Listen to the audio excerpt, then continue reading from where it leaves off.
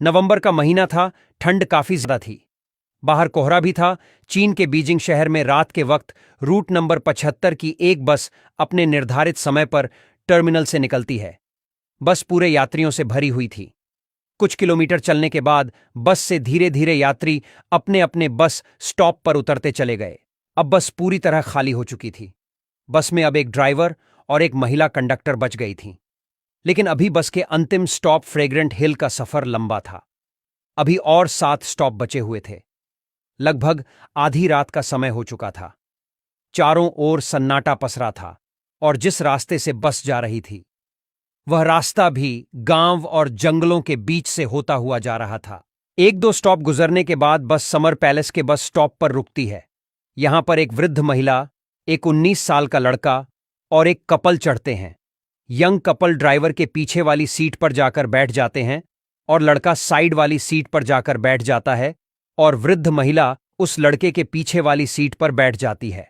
अब बस में कुल 6 लोग थे, 4 यात्री और 2 बस कर्मचारी। बस दोबारा अपनी मंजिल की ओर चल पड़ती है। बस के अंदर का माहौल बिल्कुल शांत होता है। बस जिस रास्ते से होकर जा रही थी उस रास्ते पर कहीं भी कोई इंसान नजर नहीं आ रहा था, क्योंकि बाहर कोहरा भी घना था। लगभग 4 स्टॉप गुजरने के बाद बस के ड्राइवर को 2 लोग सड़क किनारे खड़े नजर आए। यह देख पहले तो ड्राइवर ने सोचा कि बस को ना रोके, क्योंकि वे लोग जहां खड़े थे वह कोई बस स्टॉप नहीं था। लेकिन महिला कंडक्टर के समझाने पर ड्राइवर ने बस रोकी। महिला कंडक्टर ने कहा कि ये इस रूट की आखिरी बस है और उन्हें कोई दूसरी बस भी नहीं मिलेगी। बस रुकते ही वे 2 लोग बस के पीछे वाले दरवाजे से अंदर दाखिल होते हैं। लेकिन तभी हैरान कर देने वाली बात हुई, जिसे देखकर बस में सफर कर रहे यात्रियों और बस कर्मचारियों के होश उड़ गए। उन्होंने देखा कि बस में 2 नहीं बल्कि 3 लोग अंदर आए हैं।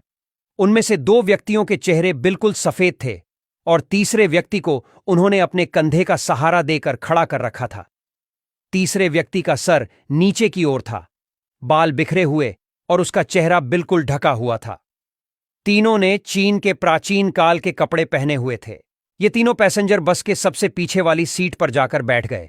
महिला कंडक्टर ने कहा, शायद ये लोग किसी नाटक कंपनी में काम करते हों और देर रात होने की वजह से घर जाने की जल्दी में कपड़े उतारना भूल गए। बस आगे बढ़ जाती है। अब बस में कुल 9 लोग सवार थे। कुछ दूर जाने के बाद एक स्टॉप आता है और यंग कपल उस स्टॉप पर उतर जाते हैं। अब बस में 7 लोग बचे थे। वृद्ध महिला बार बार मुड़कर पीछे उन 3 लोगों को देखे जा रही थी। फिर अचानक से वह चिल्लाते हुए अपने आगे बैठे लड़के को एक थप्पड़ जड़ देती और अपना पर्स मांगने लगती। वह लड़का समझाने की कोशिश करता है कि उसने पर्स नहीं चुराया है, पर वह वृद्ध महिला नहीं सुनती और उसे पुलिस के हवाले करने की धमकी देती है। अगले स्टॉप पर वृद्ध महिला बस रुकवाती है और उस लड़के को धक्के मारकर उतारती है। घटना से परेशान लड़का बार बार वृद्ध महिला को समझा रहा था कि उसने चोरी नहीं की है। जब वे दोनों बस से उतर जाते हैं और बस चली जाती है तो वह वृद्ध महिला बताती है कि उसे पता है तुमने चोरी नहीं की है, उसने तो ये एक बहाना बनाया है बस से उतरने का। वह कहती है, तुम्हें वो 3 लोग याद हैं जो बस में आखिर में चढ़े थे?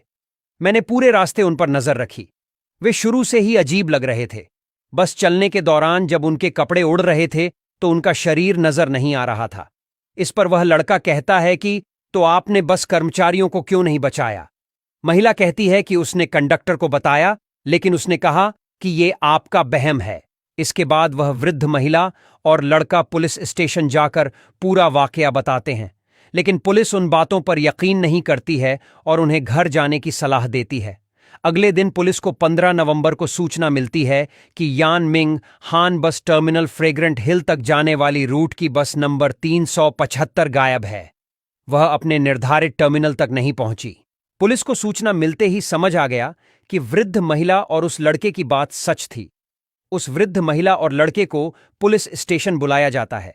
उनकी बताई बात रिकॉर्ड की जाती है। देखते ही देखते पूरे चीन में यह खबर आग की तरह फैल गई कि रूट नंबर 375 बस गायब है। पुलिस छानबीन में पूरा जोर लगा देती है, लेकिन बस का नामो निशान नहीं मिलता है। फिर पुलिस को सूचना मिलती है कि एक बस फ्रेग्रेंट हिल से 100 किलोमीटर दूर नदी में गिरी हुई है। यह बस 375 नंबर थी। पुलिस क्रेन की मदद से बस बाहर निकालती है, जिसमें 2 मरे हुए लोगों की लाश थी, जिसमें एक ड्राइवर और एक महिला कंडक्टर थी। हैरानी की बात यह है कि वो 2 लाशें बिल्कुल ठीक थीं, जबकि 3 और मिली लाशें पूरी तरह सड़ चुकी थीं।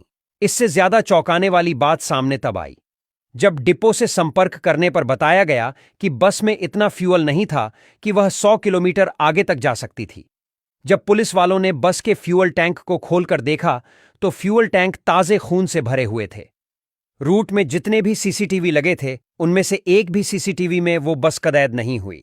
यह घटना 1995 की सबसे बड़ी घटना थी।